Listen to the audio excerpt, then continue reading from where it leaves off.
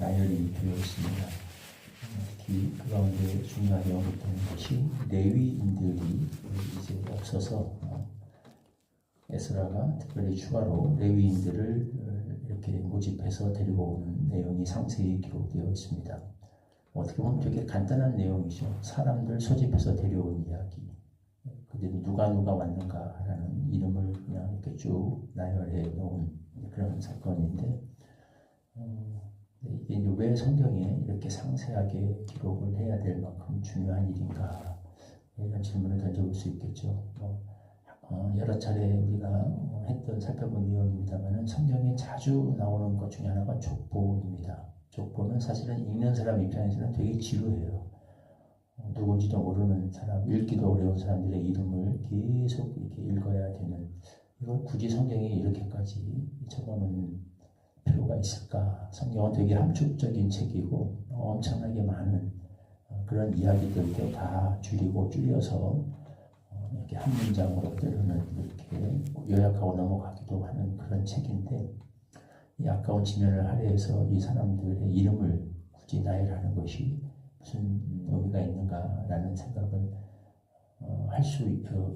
처음 읽으면. 그러나 그럼에도 불구하고 성경이 이렇게 중요하게 이름을 적는 것은 그 한 사람 한 사람, 여기 지면을 할애해서 다 이야기를 할 수 없지만 그 한 사람 한 사람의 행동이 얼마나 하나님 보시기에 의미 있는 행동이었고, 또 그 본인으로서는 얼마나 쉽지 않은 그런 헌신과 결단이 요구되는 일이었는가라고 하는 것을 함축적으로 이렇게 암시하고 있는 거죠.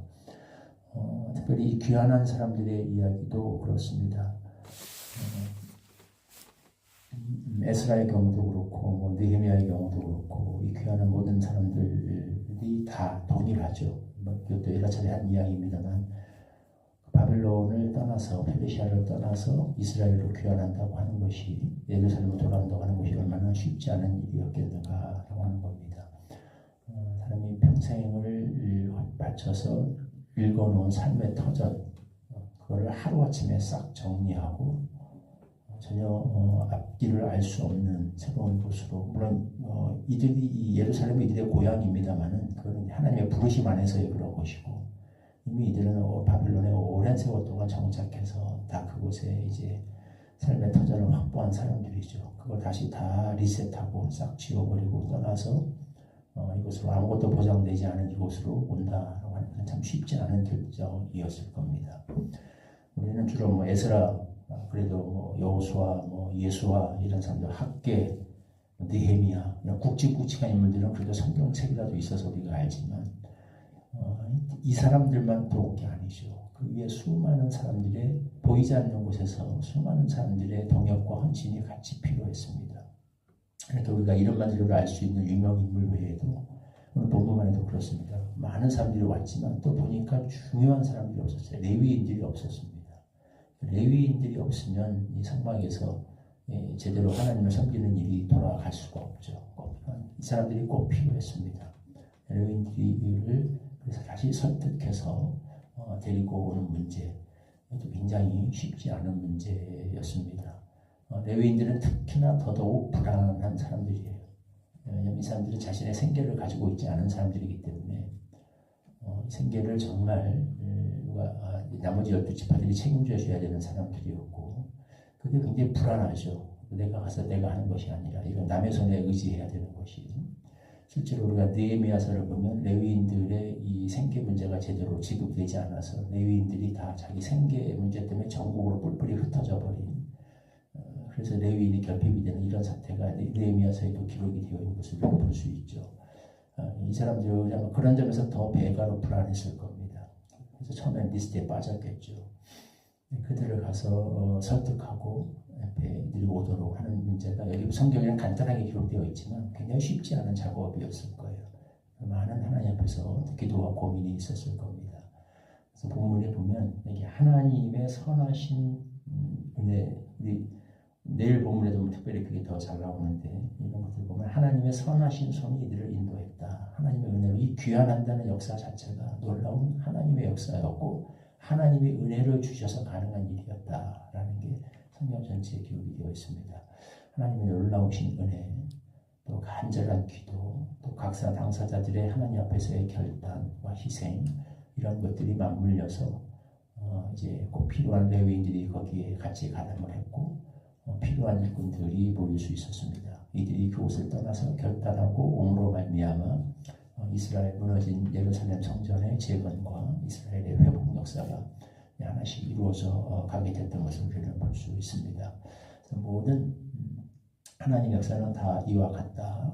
이것도 새벽에 여러 차례 나눈 말씀입니다만은 일단 바벨론에서의 이 귀환뿐만 아니라 모든 하나님의 역사를 나라를 세워나가는 일에는 결국 사람이 필요하죠.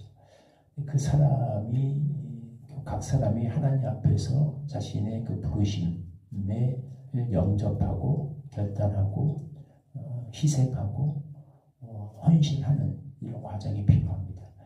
각 사람의 이것은 희생과 헌신과 결단인 것이고 하나님이 또 하나님 앞에서 보자면 하나님이 부어주신 놀라운 은혜로 가능한 일입니다. 이것이 맞물렸을 때 하나님 나라 역사가 이렇게 재건되어 가는 거죠. 오늘도 하나님의 주의 몸된 교회가 세워져 가고 하나님의 나라가 확장되어 가는 것은 각 사람의 부름받은 사람들의 이와 같은 꼭 있어야 될 각 곳에 있어야 될 사람들의 믿음의 결단과 또 희생과 용기가 필요한 부분들입니다. 그것은 모든 결단에는 결단과 헌신에는 그 아픔이 필요해요. 뭔가를 내가 내려놓아야 되고 뭔가를 각오해야 되고 뭔가를 지불해야 되는 거죠. 쉽지 않은 것인데 그러나 하나님 편에서 볼 때 하나님이 이걸 통해서 또 얼마나 놀라운 일을 할 수 있는가 또 그 자체가 또 하나님이 주신 얼마나 큰 은혜인가라는 것을 생각하면서 우리가 이 일을 감당해 나가야 되죠. 그럴 때 또 하나님께서 이와 같은 예루살렘을 회복시키시고 이스라엘을 재건한 것 같은 놀라운 은혜를 그 공동체 가운데 부어주신다라는 겁니다. 물론 각자가 처한 상황은 다를 수 있고 형편은 다 다를 수 있지만 성격은 다 다를 수 있지만 기본적인 본질은 같습니다. 하나님은 개인의 보신 각 사람의 그 마음속에 있는 그 믿음의 결단과 어떤 희생과 헌신을 통해서 주의 나라를 오늘도 세워나가기를 원하신다. 나는 어느 부분에서 하나님의 부르심이 나에게 있고 내가 어느 부분에서 내가 희생하고 결단하고 또 기꺼이 대가를 지불하고 헌신하는 이 일이 필요한가를 늘 주 앞에서 살피면서 우리가 살아갈 수 있어야겠습니다. 그래서 그런 믿음의 사람들 많이 허락해 주시기를 기도하고 또 우리 공동체를 그렇게 축복해 주시기를 소원합니다.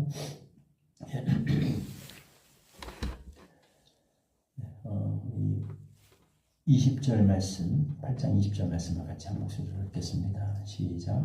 다윗과 방백들이 레위 사람들을 섬기라고 준 느디님 사람 중 성전 일꾼은 220명이었는데 그들은 모두 지명받은 이들이었더라. 레위 사람들이 꼭 필요했는데 그들이 없었습니다. 그들을 데려온다고 하는 거 쉽지 않은 일이었습니다. 선택하는 것도 쉽지 않았고 무엇보다 그 당사자들 정말 이 불확실한 미래를 불구하고 결단하고 모든 것을 내려놓고 이곳으로 온다는 것, 예루살렘으로 온다는 것 쉽지 않은 일이었습니다. 하나님의 은혜로 이러한 결단들이 있었고 그들이 귀환을 하게 되었고 이를 통해서 무너졌던 예루살렘이 다시 재건되고 수축되어가는 하나님의 역사가 또 순조롭게 이루어질 수 있었습니다.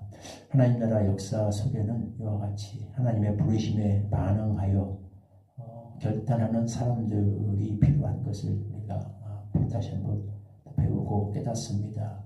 하나님께서 주의 나라를 세워나가시는데 다양한 영역에서 여러 사람들을 우리 각자를 부르신 줄 압니다. 나에게 임한 부르심은 무엇인가 주 앞에서 생각하고 살펴서 앞을 믿음으로 결단하는 일들이 우리 공동체 가운데 충만케 하여 주시고 이를 통하여서 주의 몸된 교회가 세워져 가고 하나님의 나라가 이 땅 위에 확장되어가는 놀라운 일이 있게 하여 주옵소서.